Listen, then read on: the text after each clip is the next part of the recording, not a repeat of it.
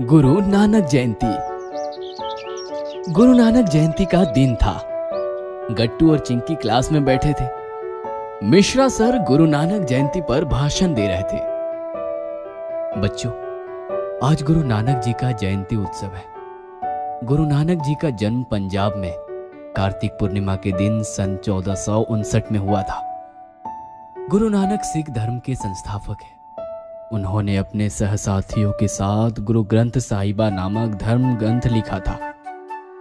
नानक जी बचपन में बहुत ही तल्लक जिज्ञासु और ज्ञानी थे। उन्होंने अपने जीवन काल में भ्रमण किया और उपदेश किया कि सर्व धर्म सम्मान है, इसलिए हमें स्नेह और प्रेम से रहना चाहिए। मन में ईश्वर की आराधना करनी चाहिए।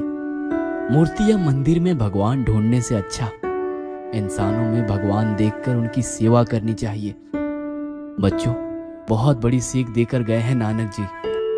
हम इंसान गुरु नानक जी और उनके जैसे महान आत्माओं की जयंती उत्सव धूमधाम से मनाते तो हैं, पर उनकी दी हुई सीख भूल जाते हैं। उनकी सीख समझना और व्यवहार में लाना, यही नानक जी जैसे महान आत्माओं को सच्चा अभिवादन होगा।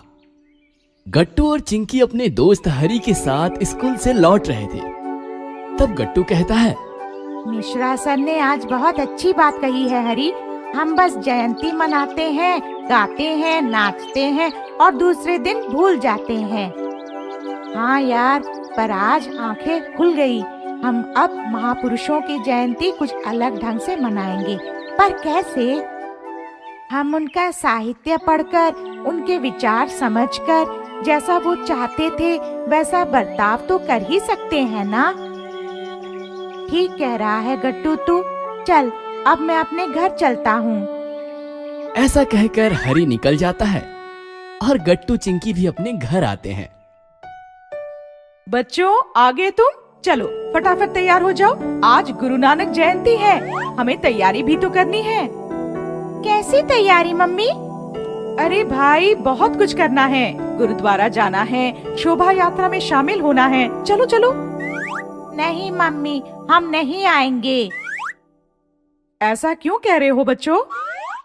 मम्मी, आज मिश्रा सर कह रहे थे कि हमें महापुरुषों के जयंती उत्सव पर उनके विचार जानने और समझने चाहिए और उन्हें व्यवहार में लाना चाहिए। अब हम सब महापुरुषों की जयंती इसी ढंग से मनाएंगे, उनके विचार जानकर और समझकर। वाह बेटा, ये तो बहुत अच्छी बात सीखी है तुमने।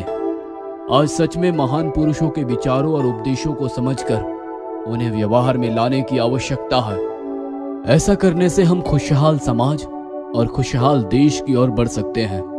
पर ऐसा होता कहाँ है? सब लोग बस जयंती नाचकर गाकर ही मनाते हैं। यही तो प्रथा है। प्रथाएं चलती है क्योंकि हम उन्हें वैसे ही फॉलो अप करते हैं जैसी वह हमारे पास चलकर आती है। अगर हम हमारी अलग प्रथा शुरू करें तो हो सकता है कि धीरे धीरे लोग भी हमारा अनुकरण करें, पर यह करने के लिए शुरुआत तो हमें ही करनी होगी। पापा, मिश्रा सर कह रहे थे कि गुरु नानक जी मूर्ति पूजा और अंधश्रद्धा के खिलाफ थे। हाँ बेटा, मिश्रा सर ठीक कह रहे थे। गुरु नानक जी ही नहीं, और भी ऐसे कई महापुरुष हैं जो भगवान के साथ साथ इंसानों की भी सेवा करते थे और समाज में जन सेवा का संदेश देते थे। फिर तो हमें महापुरुषों के विचारों का अध्ययन करना चाहिए। हाँ बिल्कुल ठीक।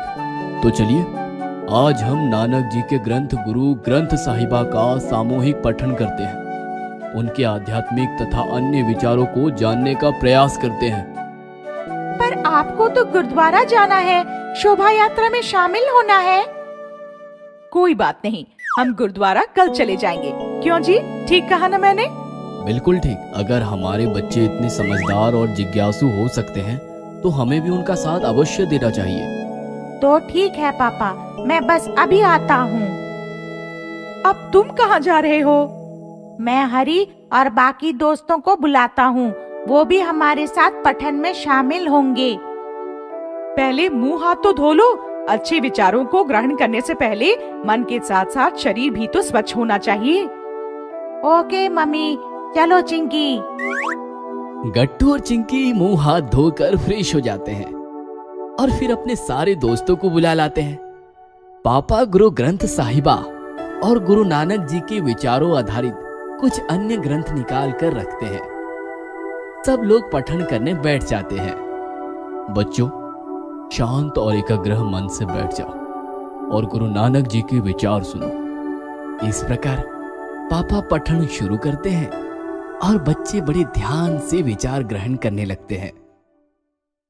अगर आपको हमारी वीडियोस पसंद आ रहे हैं तो इन्हें लाइक करें, कमेंट करें और सब्सक्राइब करें